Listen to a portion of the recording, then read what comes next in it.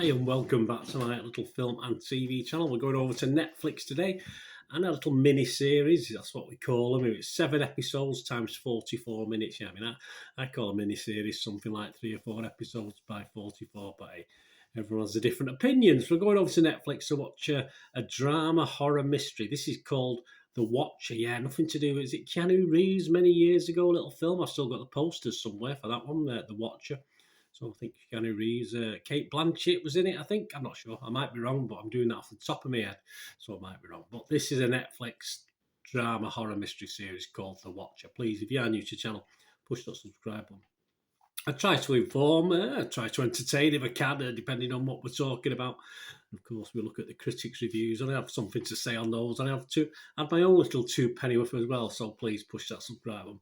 Push the bell notifications if you like what I do and spread the word, that'd be great. And if you can give us a thumbs up, much appreciated. It's great to get views, of course it's lovely to get thumbs ups.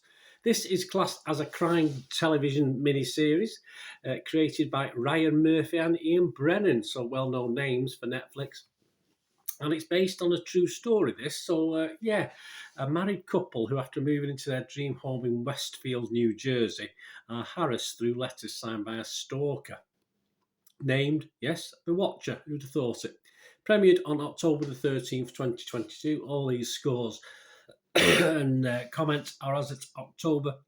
What date are we on today? I forgot what day we're on. 16th, October the 16th. I should know that, but my mind goes. October the 16th, 2022. That's 1 p.m. UK time. Rotten Tomatoes audience, not overly impressed with this. 44% positivity, so averaging about 2.8 out of 5. So just under that watchable 6 out of 10, I like to say. That's just based on 126 people, though. So 5.6 out of 10 it equates to. Internet Movie Database, though, Joe Public, a lot more reviews and a lot more positivity. Yes, over 5,750 reviews on Internet Movie Database. It's averaging 6.9 out of 10.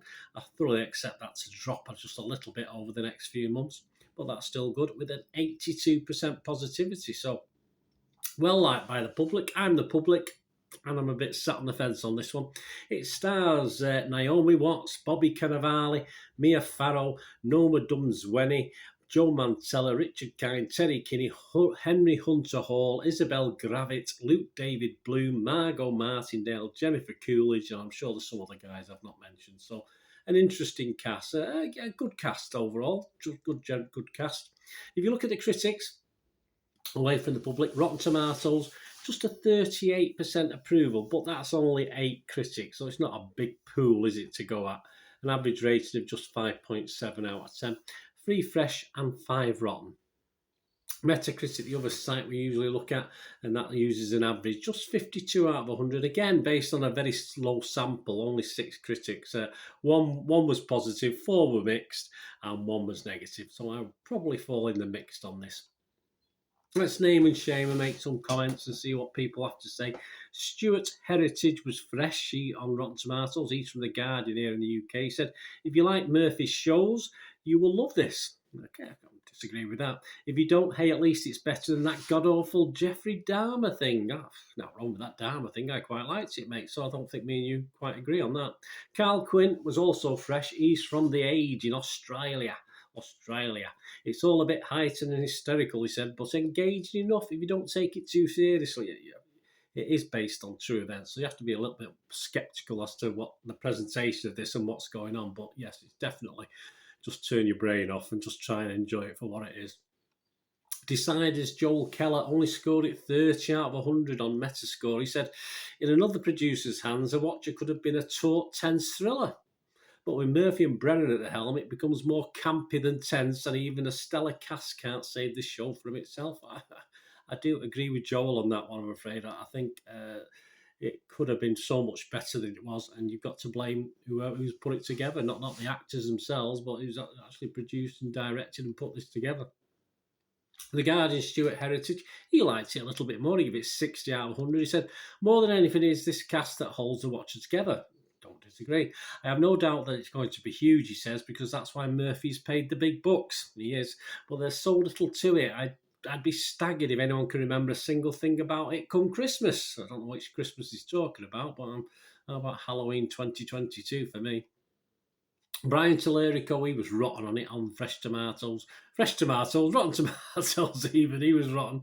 RogerEbbett.com, Brian Tallerico said, Ryan Murphy and Ian Brennan might get you to watch, but they don't take the time to make something worth remembering.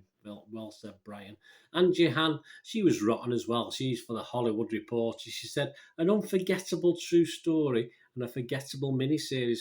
Yep, I've probably forgot it already. So my thoughts, guys, I am going to give this a score. And I'm going to give it just my basic sat on the fence, splinters in the bum, 5 out of 10. Mainly watchable for me on the basis of some reasonably good actors in this, and especially Naomi Watts and Bobby Cannavale, who I enjoyed watching. It's just a shame that the series ultimately became a little bit silly and nonsensical and sort of wasn't really worthy of some good acting, which was what we got with this. I mean, some bang average acting, mind you, but Naomi Watts has certainly starred in more meatier things than this. It's a shame it didn't quite match what she can do. I mean, within this 7 episodes, it's possibly an entertaining enough 3 or 4 episodes, I think has been pointed out by a critic up there. Sadly, it's based in a true unsolved mystery. So, yeah, it's not been solved, this mystery. So there's no real satisfactory conclusion to this miniseries either, in line with the fact that it is unsolved, which for me just makes it all, by the end, just a little bit pointless. Good potential, some great eerie scenes. Yeah, some good scenes that make you jump, but certainly interesting. But it all gets a little bit lost in all the 7 episodes times 40 odd minutes. So I say I could probably count on one hand the sort of scenes that I think, oh, that's a bit scary or whatever. And just wasn't enough of them. I wanted a few more of those, if you like, even if they had to be fictionalised from the true story. I don't care, but to give me something to sort of hang my hat on. But again, as I said, it was so long that they've sort of forgotten, and I will forget about them very quickly. So, as I said, turn your brain off. It's okay. It's an okay watch if there's nothing else to watch. Perhaps in an afternoon, it's a binge watch. It's okay as a binge watch. It's fine. It might be better weekly, but it was okay as a binge watch. As I said, if you've got nothing to do for a couple of afternoons, just stick it on. Go on your phone and watch it in the background, and say it does attract, keep your attention at certain points. Other times it meanders just a little bit, and all a little bit unfulfilling by the end. Let me know what you think, guys. Anyway, until we meet again. Oh, that's one thing. Don't please stay safe, everyone. Bye for now.